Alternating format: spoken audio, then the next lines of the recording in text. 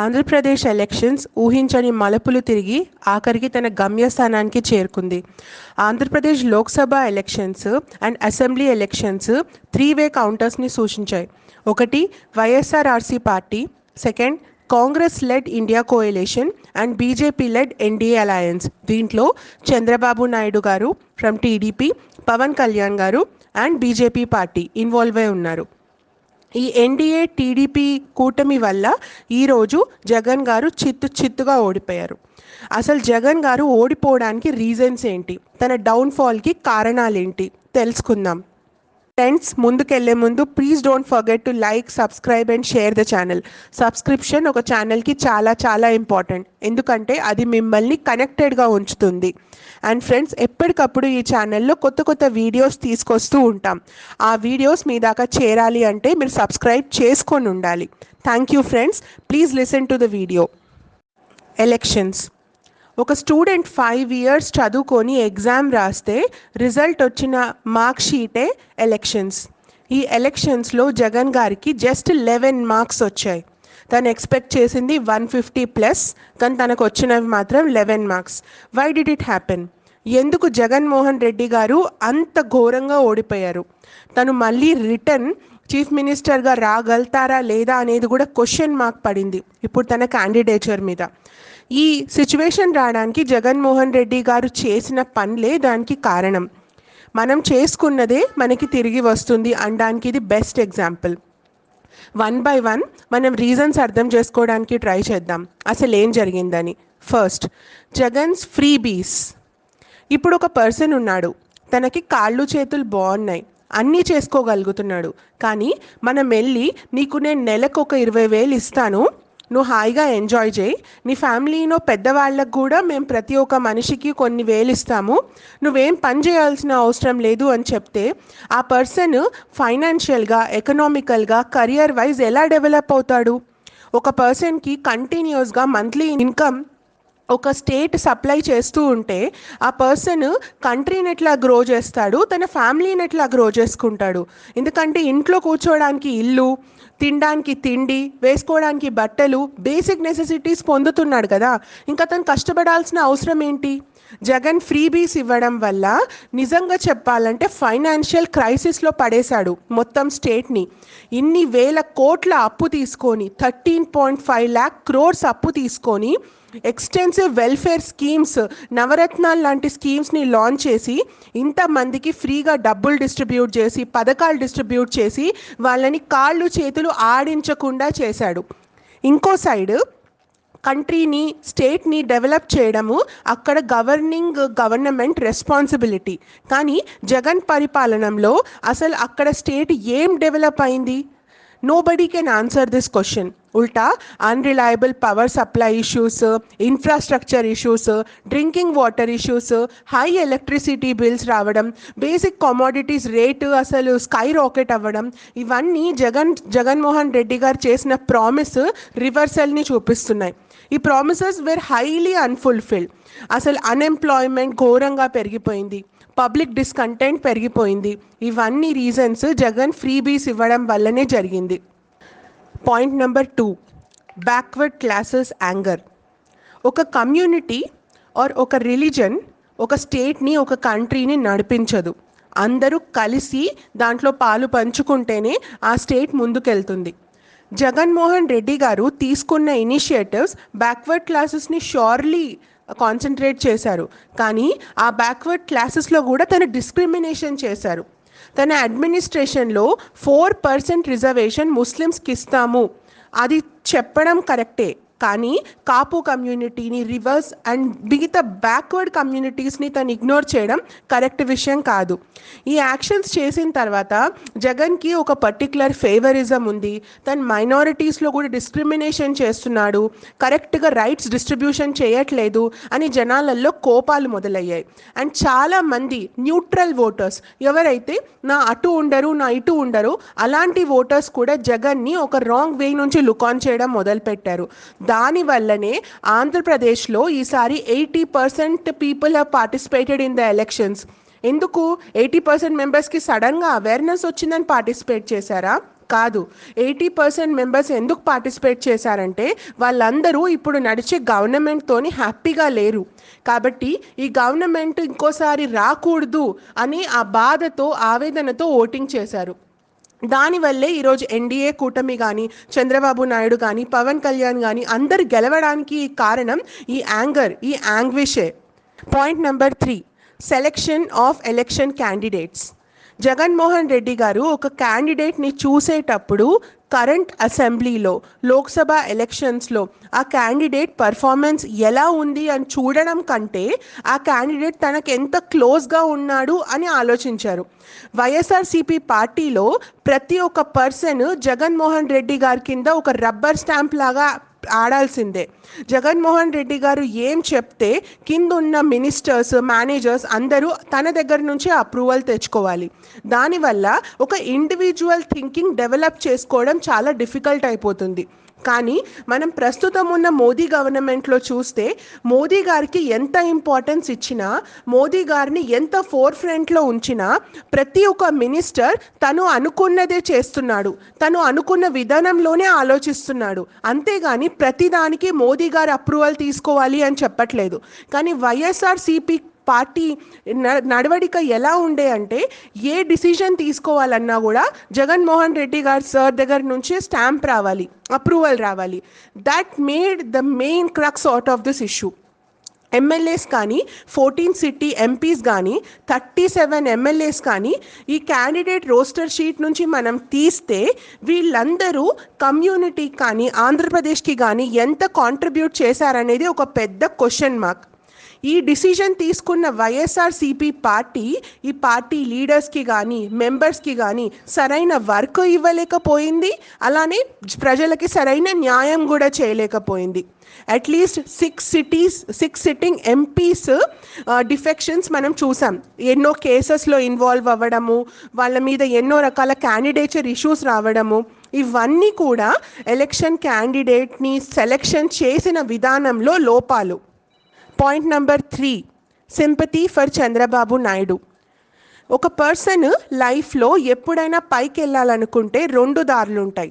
ఒకటి కష్టపడి తనని తను ప్రూవ్ చేసుకొని ముందుకెళ్ళి ఫస్ట్లో నిలబడ్డం. లేదు అంటే ఇంకొక అడ్డదారు ఉంటుంది. ఏంటి తెలుసా? మన పక్కనున్న మనిషిని తోసేసి తనని పాతాళంకి తొక్కేసి మనం ముందున్నాము అని చూపించుకోవడం. అక్కడ వైఎస్ జగన్ చేసింది కూడా ఇదే. తను చంద్రబాబు నాయుడిని, పవన్ కళ్యాణ్ని కొంచెం వెనకకి తోసేసి వాళ్ళని డీగ్రేడ్ చేసి వాళ్ళ మీద కేసెస్ బుక్ చేసి ఆయన బిల్డింగ్స్ని పడగొట్టి వాళ్ళని స్కీమ్స్లో ఇరికించి ఆఖరికి తన మీద తననే అందరితో శత్రుత్వం పెంచుకున్నాడు. ఎప్పుడైతే చంద్రబాబు నాయుడు గారి అరెస్ట్ అయిందో సెప్టెంబర్ 2023లో, ఏదైతే స్కామ్లో చంద్రబాబు నాయుడు గారు ఇన్వాల్వ్ అయి ఉన్నారని గవర్నమెంట్ క్లెయిమ్ చేసిందో అప్పుడు జనాలకి విపరీతమైన సింపతి ఏర్పడింది చంద్రబాబు నాయుడు గారి మీద. ఎందుకంటే హీఈస్ ఎ సీజన్డ్ లీడర్. మీరు నమ్మినా నమ్మకపోయినా, ఒప్పుకున్నా ఒప్పుకోకపోయినా చంద్రబాబు నాయుడు గారు హైదరాబాద్కి డిఫరెంట్ ఇష్యూస్లో చాలా కోఆపరేట్ చేశారు. ఈరోజు హైదరాబాద్ ఒక డెవలప్డ్ స్టేట్గా ఉంది అంటే దాంట్లో కొద్దిపో చంద్రబాబు నాయుడు గారి హస్తం ఉంది. I am not a TDP fan, neither am YSRCP fan. నేను ఒక న్యూట్రల్ అబ్జర్వర్ని. నాకు ఎవ్వరూ గొప్ప కాదు. నేను ఎందుకు అంటున్నానంటే ఒక పర్సన్ ఒక గొప్ప పొజిషన్లో ఉన్నాడు అంటే జస్ట్ తన డబ్బుతోని, పలుకుబడితో ఉండడు, తను చేసిన పనుల వల్ల కూడా ఉంటాడు. ఎస్, చంద్రబాబు నాయుడు గారు గతంలో కొన్ని తప్పులు కూడా చేశారు. వాళ్ళ ఫ్యామిలీని బ్యాక్ స్టాప్ చేశారు, వాళ్ళ మామయ్యని బ్యాక్ స్టాప్ చేశారు. కానీ తను హైదరాబాద్కి చేసిన న్యాయము అంతా ఇంత కాదు. తను చాలా డెవలప్ చేశాడు హైదరాబాద్ని, హైటెక్ సిటీని. ఇక్కడ ఐటీ హబ్ డెవలప్మెంట్ అయింది అంటే దాని వెనకాల నాయుడు గారి హస్తం చాలా ఉంది. నాయుడు గారు ఎప్పుడైతే 2 months జైల్లో ఉన్నారో ఆ టైంలో వాళ్ళ ఫ్యామిలీ ప్రొటెస్ట్ చేయడము, అందరూ బయటికి రావడం వల్ల చాలా మందిలో సింపతి ఏర్పడింది. ఇప్పటి వరకు కూడా న్యూట్రల్గా అబ్జర్వ్ చేసే పీపుల్ కూడా అరే జగన్ ఏంటి ఇట్లా పర్సనల్ గ్రడ్జెస్ తీర్చుకుంటున్నాడు చంద్రబాబు నాయుడు గారి మీద అని ఒక భావన ఏర్పడింది జనాల మైండ్లో. అప్పుడు వాళ్ళు విపరీతంగా డిస్కషన్స్ పెట్టుకొని ఒక డిఫరెంట్ ఆలోచనలకి దారి తీసింది ఇది. అండ్ దానివల్లనే ఈరోజు 80% పోలింగ్ అండ్ ఓటింగ్ అయింది అండ్ రిజల్ట్స్ మీ కళ్ళ ముందు ఉన్నాయి. Point number 5, Pavan Kalyan boosting TDP's revival. ఈరోజు టీడీపీ తెలుగుదేశం పార్టీ నిలబడింది అంటే అది జస్ట్ బాబు గారి వల్లనే కాదు, దీని వెనకాల పవన్ కళ్యాణ్ గారు కూడా ఉన్నారు. ఎస్, మీరు అనొచ్చు 10 ఏళ్ల నుంచి ఎలక్షన్స్లో ఉన్నాడు, అప్పుడేం పీకలేకపోయాడు, ఇప్పుడు తను ఎలా హెల్ప్ చేస్తాడు టీడీపీకి అని క్వశ్చన్ మార్క్ మీలో వచ్చుండొచ్చు. ఎస్, మనం ఎప్పుడైనా బ్యాంబూ సీడ్స్ని భూమి లోపలేస్తే అట్లీస్ట్ 4 to 5 years వరకు పైనుంచి ఏ గ్రోత్ కనిపించదు. అసలు బ్యాంబూ చెట్టు ఉందా చచ్చిపోయిందా అని ఆలోచిస్తాం, కానీ కింద మనం భూమిని తవ్వి చూస్తే ఆ రూట్స్ పెరుగుతూ ఉంటాయి. ఆ రూట్స్ ఎంత డీప్గా వెళ్తాయంటే ఆ రూట్స్ స్ట్రాంగ్గా ఉన్నప్పుడే పైనుంచి ట్రంక్ మొలవడం స్టార్ట్ అవుతుంది. ఆ బ్యాంబూ ప్లాంట్ లాంటి మనిషి పవన్ కళ్యాణ్ గారు. 10 years విగరస్ స్ట్రగుల్ తర్వాత ఈరోజు తను పొలిటీషియన్గా ఒక పేరు పొందారు, ఒక సీట్ తెచ్చుకున్నారు. అది దేనివల్ల? Consistency and continuous efforts. తన వల్ల టీడీపీ పార్టీకి ఏం లాభమైంది అంటే టీడీపీలో ఒక మంచి నేతృత్వం ఉంది, ఒక పర్సన్ ఉన్నాడు ఎవరికైతే చాలా ఎక్స్పీరియన్స్ ఉందో, తన పేరు చంద్రబాబు నాయుడు గారు. కానీ అక్కడ యూత్ ఫాలోయింగ్ లేదు, లేదర్ యూత్ అక్కడ సైడ్ బెండ్ అవ్వరు టీడీపీ పార్టీ సైడ్. కానీ అదే యూత్ పవన్ కళ్యాణ్ని దేవుడిలాగా కొలుస్తారు. ఎప్పుడైతే పవన్ కళ్యాణ్ టీడీపీకి సపోర్ట్ చేయడం మొదలుపెట్టారో, ఎప్పుడైతే స్ట్రాటజిక్ అలయన్సెస్ ఫామ్ అయ్యాయో, ఎప్పుడైతే జనసేన టీడీపీతో పాటు చేతులు కలిపిందో అక్కడున్న యూత్ అంతా టీడీపీకి సపోర్ట్ చేయడం మొదలుపెట్టారు. దానివల్ల 2 డిఫరెంట్ రకాల బలాలు, ఒకటి ఎక్స్పీరియన్స్ బలం, ఒకటి యువ బలం, అవన్నీ కలిసి ఈరోజు ఈ కూటమి గెలవడానికి దారి తీశాయి. పవన్ కళ్యాణ్ ఇప్పటి వరకు కూడా జనాల మధ్యలో ఫేమస్ ఉన్నాడు. ఎందుకు తనకు అంత పేరు ప్రతిష్టలు ఉన్నాయి అంటే పవన్ కళ్యాణ్ను ఒక చాలా పెద్ద గుణం ఉంటుంది. సపోజెడ్లీ ఒక ఆటమ్ బాంబ్ ఉంది, ఆ ఆటమ్ బాంబ్లో చాలా పవర్ ఉంటుంది. ఆ పవర్ ఎప్పటి వరకు అయితే అది భూమి మీద పడి పగలదో అప్పటి వరకు ఆ పవర్ దానిలోనే ఉంచుకుంటుంది. ఈవెన్ పవర్ స్టార్ పవన్ కళ్యాణ్లో కూడా ఎంత పలుకుబడున్నా, ఎంత ఆస్తున్నా, ఎంత పేరున్నా, జగన్మోహన్ రెడ్డి తనని ఎంత ఇన్సల్ట్ చేసినా కూడా ఏ రోజు పవన్ కళ్యాణ్ తన హద్దు మీరి మాట్లాడలేదు, తను బ్యాడ్ వర్డ్స్ని యూజ్ చేయలేదు, తనని ఎప్పుడు ఇన్సల్టింగ్గా బిహేవ్ చేయలేదు. ఉల్టా క్యాంపెయినింగ్లో ఒక ప్రామిస్ చేశారు దట్ ఇప్పటి వరకు జగన్మోహన్ రెడ్డి చేసిన కార్యాలన్నీ పర్సనల్ రీజన్స్ వల్ల అయినా కూడా నేను ఒకవేళ పవర్లో వస్తే నేను నీ మీద ఎలాంటి కక్ష సాధింపులు చెయ్యను అని ప్రామిస్ చేశారు. దానికి మనకు ఒక బెస్ట్ ఎగ్జాంపుల్ ఏంటి అంటే రీసెంట్గా ఇప్పుడు స్వేరింగ్ సెరమనీ అయ్యే ముందు కొన్ని పిల్లలకి డిస్ట్రిబ్యూట్ చేసే కిట్స్ ఉన్నాయన్నమాట. ఆ కిట్స్ మీద మనకి వైఎస్ఆర్సీపీ జగన్ గారి ఫోటో ఉంది ఆ కిట్స్ మీద. ఇప్పుడు చంద్రబాబు నాయుడు గారు సీట్లోకి వచ్చేసిన తర్వాత ఆ కిట్స్ మీద అందరి లోగోస్ ఫొటోస్ మార్పించి టీడీపీ ఫొటోస్ పెట్టియాల్సింది, కానీ తను అలా చేయలేదు. జగన్మోహన్ రెడ్డి ఫోటో ఉన్న కిట్స్నే పంచారు. ఎందుకంటే అలా చేయడం వల్ల తను వేల కోట్ల రూపాయలు మిగిలించారు. అవి మళ్ళీ రీబ్రాండింగ్ చేసి రీప్రింటింగ్ చేయడం వల్ల చాలా డబ్బులు వేస్ట్ అయ్యేవి.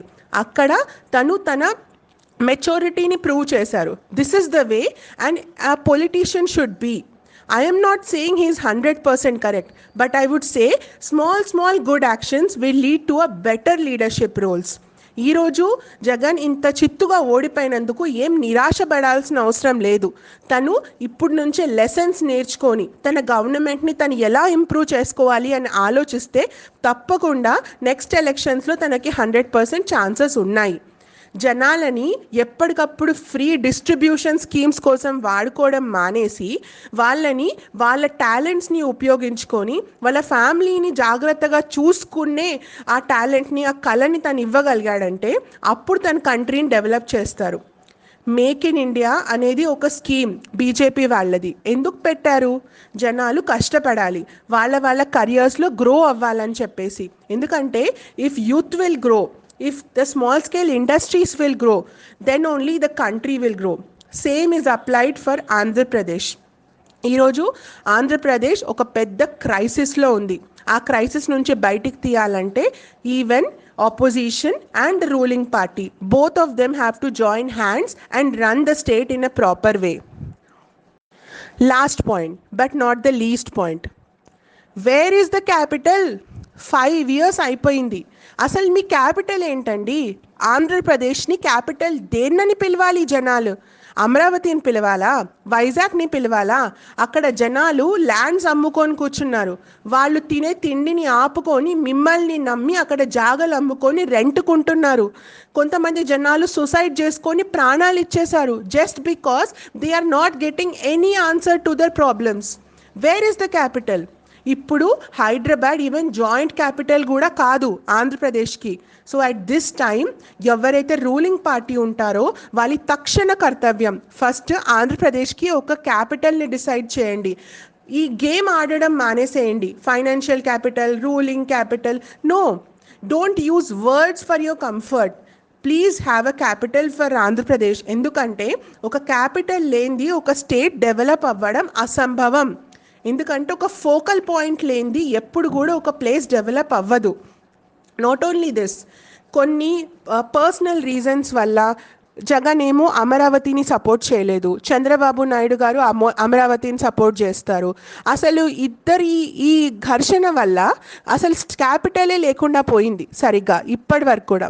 So the present ruling party should ensure that the first thing that they have to do is make a capital for Andhra Pradesh so that అక్కడ ఉండే జనాలు కనీసం చెప్పుకోవడానికైనా మా క్యాపిటల్ ఇది అని చెప్పుకోవడానికి వాళ్ళ దగ్గర ఉంటుంది. దాని తర్వాత ఇన్వెస్టర్స్ ఎవరైతే ఆ క్యాపిటల్ సిటీలో ఇన్వెస్ట్ చేయడానికి ఇంట్రెస్టెడ్గా ఉంటారో అప్పుడు వాళ్ళు ముందుకొస్తారు. అసలు మీరు ఇంట్రెస్టే చూపించట్లేదు, మీరు ఒక క్యాపిటల్ని డెవలప్ చేయట్లేదు, ఇన్వెస్టర్స్ ఎలా ముందుకొస్తారు? వేరే కంట్రీస్లో ఉన్న టాప్ టైర్ కంపెనీస్ ఎలా మీ స్టేట్లో ఇన్వెస్ట్ చేస్తాయి? And you then keep on blaming the politics, keep on blaming the rulers. No, at least this government should change and start doing what is needed. ఇంత దూరం వరకు ఓపిక్గా విన్నందుకు అందరికీ థ్యాంక్ యూ. ఇవి జస్ట్ నా ఒపీనియన్, నా వ్యూస్. నేను 100% కరెక్ట్ అని నేను చెప్పట్లేదు, కానీ నేను రీసెర్చ్ చేసిన విధానంలో, నేను ఫ్యాక్ట్స్ తీసుకున్న విధానంలో నాకు ఈ వీడియో చేయాలనిపించింది. So if anybody is getting offended by this video or not feeling good after listening this video, I'm really sorry for that. But ఇవి జస్ట్ నా ఒపీనియన్సే. అండ్ ఇంకొకటి ఫ్రెండ్స్, ఎప్పటికప్పుడు ఈ వీడియోస్ మీ ముందు తెస్తూనే ఉంటాము, కాబట్టి మీరు సబ్స్క్రైబ్ చేసుకోవడం మాత్రం మర్చిపోవద్దు.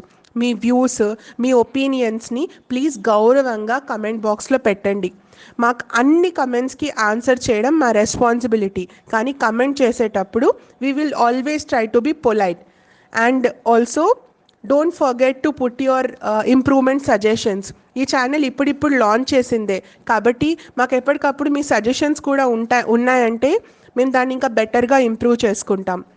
Thank you friends. జై హింద్, జై భారత్. Thank you everybody.